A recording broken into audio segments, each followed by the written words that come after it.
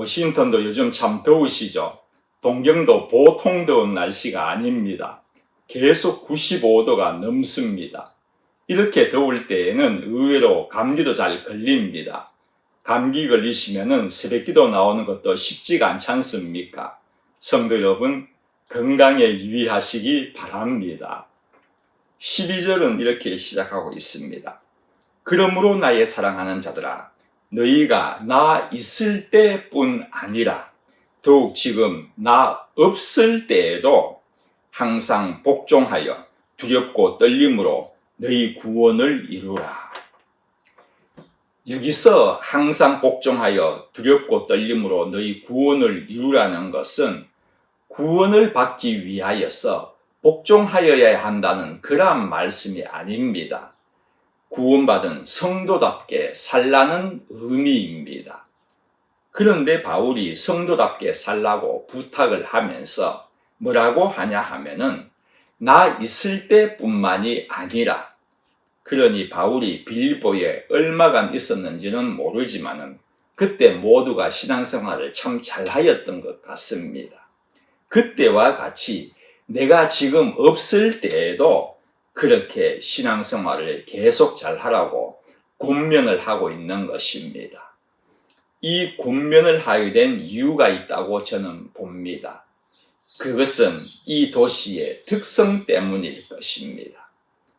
빌립보란 도시는 알렉산더의 아버지 빌리포스 2세가 세운 전략적 신도시입니다.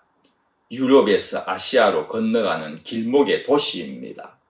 이 도시가 얼마나 중요했던가를 알 수 있는 한 가지 단편적인 정책은 빌립보 시민들에게 로마 시민권을 부여한 것입니다.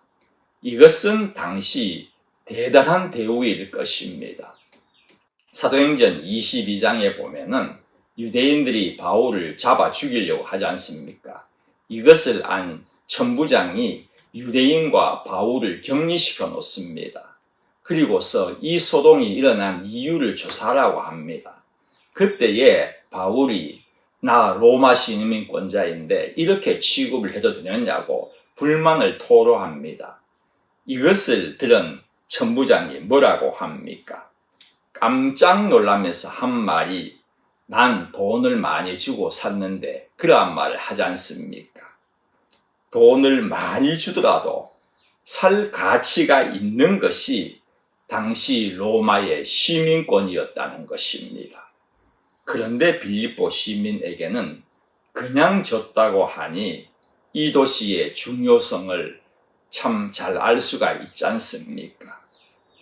빌립보 교인들이 위대한 사도인 바울이 함께 있을 때에는 신앙생활을 잘 하다가도 지금 바울이 없으니, 그것도 감옥에 갇혀 있으니 자신의 믿음을 견고히 하지 않고 슬슬 빌립보 성도들이 세상으로 빠져나간 것입니다. 왜냐하면은 도시의 경제가 너무 좋게 흘러갔던 것입니다. 경제가 좋아질수록 여러 이유로 신앙생활을 게을리할 수가 있다는 것을 바울이 안 것입니다. 그래서 나 없을 때에도 신앙생활을 잘하라고 누차 권면을 하고 있는 것입니다. 신앙생활은 환경이나 상황에 따라 변해서는 안 된다는 것을 알려주는 말씀입니다. 그 좋은 예가 일본입니다. 일본은 태평양 전쟁에서 패전하고 메가더 장군이 일본의 군정을 몇 년간 했습니다. 아침마다 1시간씩 기도하는 사람이 메가더 장군이었지 않습니까? 그는 일본 땅에 복음을 심으려고 굉장히 노력한 사람입니다. 선교사를 10,000명을 보내달라고 그렇게 요구를 한 적도 있었다고 합니다. 군정 계기로 인하여서 그때에 크리스찬이 참 많이 나왔다고 일반적으로 말을 합니다. 그러다가 6.25가 터지지 않습니까?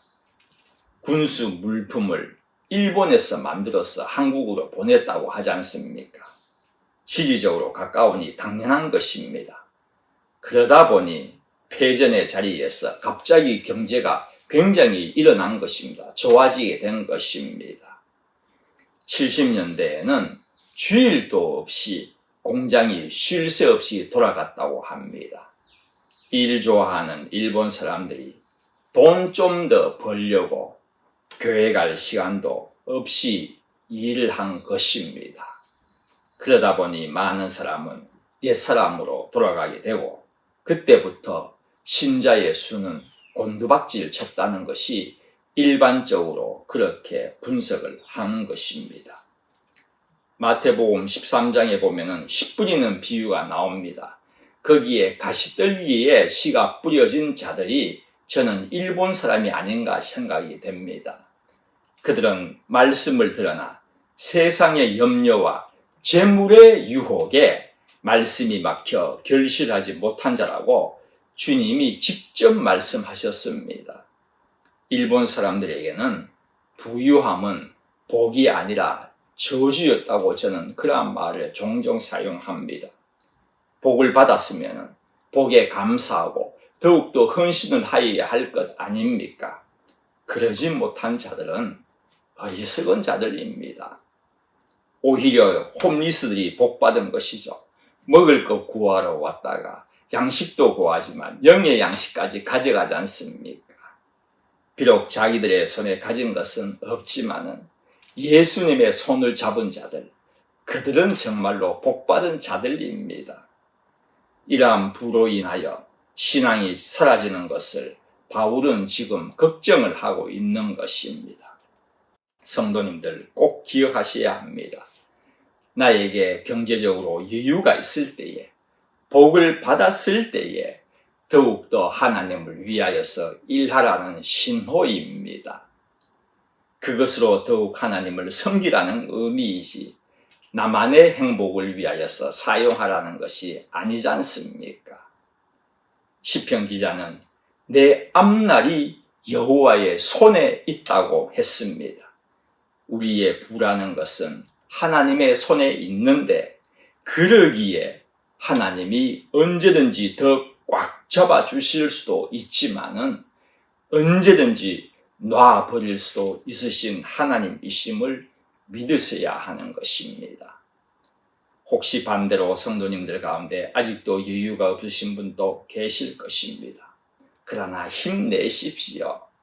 여러분도 하나님의 손 안에 있기 때문입니다.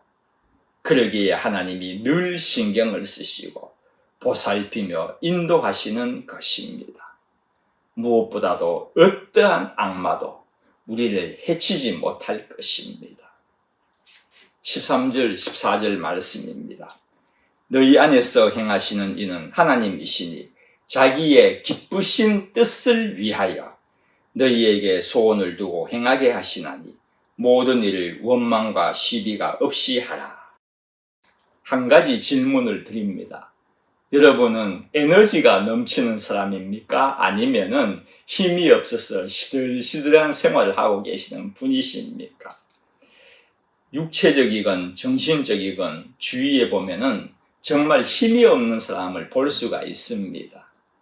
어떤 사람은 바깥을 나가는 게 그렇게 힘이 든다고 하더라고요. 그래서 그런 사람에게는 제가 그렇게 말을 합니다. 그렇더라도 집안에만 있으면 안 된다. 바깥 공기를 쐬어야 된다고 그렇게 말을 합니다. 방에 콕 박혀 있는 사람 있지 않습니까? 은둔형 외톨이입니다. 일본에서는 히키코모리라고 그런 말을 사용합니다. 일체의 사회적인 관계를 거부하고 집에서 거의 나오지 않는 사람들입니다. 굉장히 위험한 삶이지 않습니까? 그렇게 된 것은 여러 원인이 있을 것입니다만은 어떤 면에서는 에너지가 고갈된 사람입니다. 힘만 있으면은 에너지가 넘치면은 활력이 있고 여러 문제에서 벗어날 수가 있는 것이지 않습니까? 저희들에게도 이러한 에너지가 필요한데 에너지의 원천이 어디인지 아십니까? 성경이 알려주고 있습니다. 본문 말씀입니다.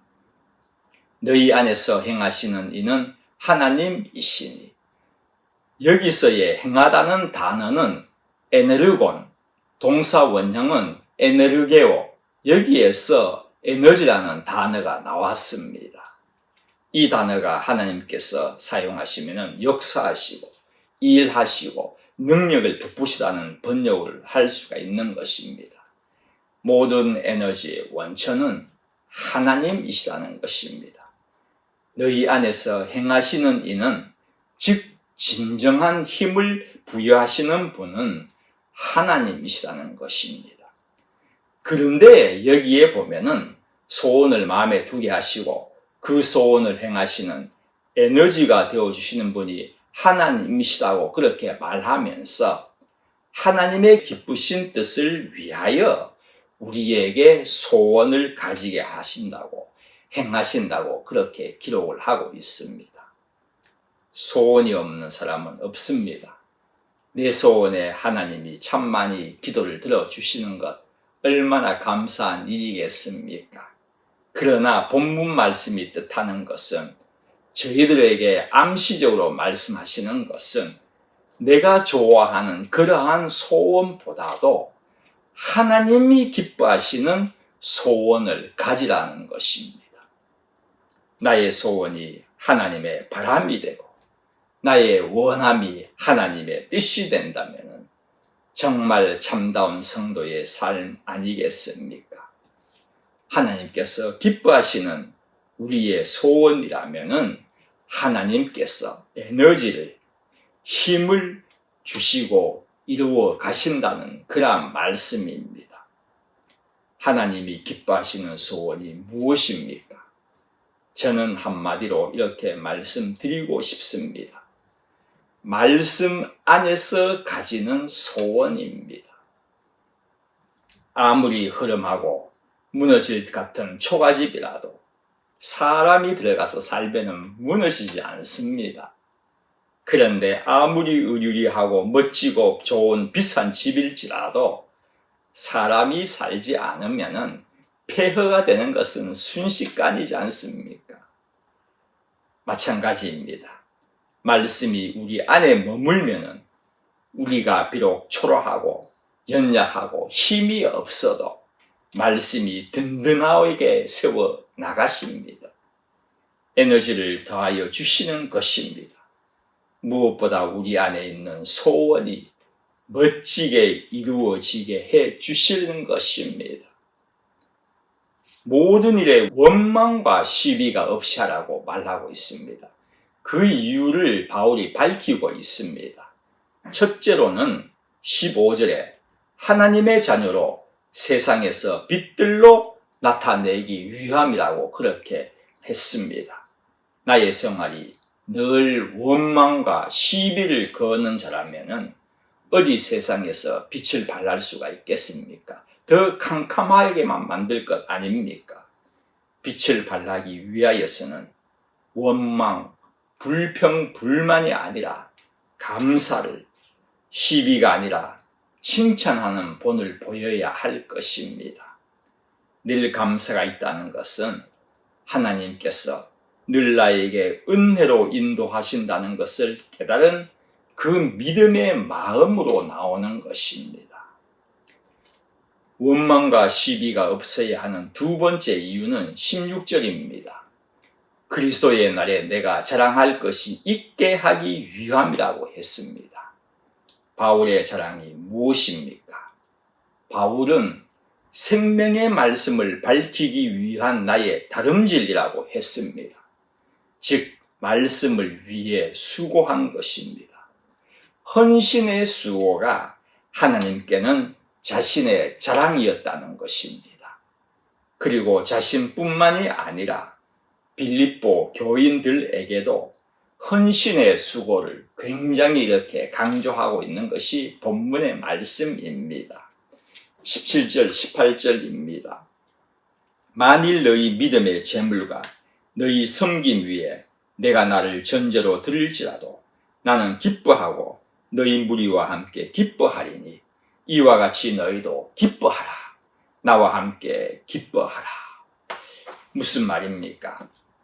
전제는 제사의 마지막 단계임을 배워서 잘 아실 것입니다.